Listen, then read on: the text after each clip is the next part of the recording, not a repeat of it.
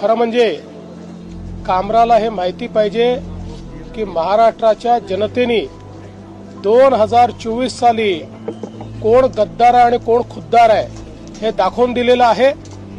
कोणाकडे स्वर्गीय हिंदू हृदय सम्राट शिवसेना प्रमुख बाळासाहेब ठाकरे यांची विरासत गेली हे जनतेने ठरवलेलं आहे।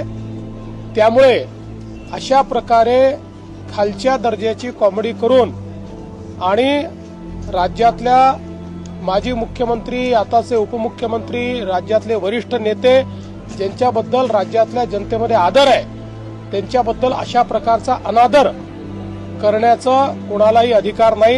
हे अत्यंत चुकीचं आहे।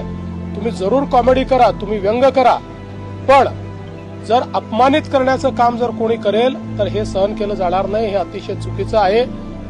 कामरांनी माफी मागितली पाहिजे।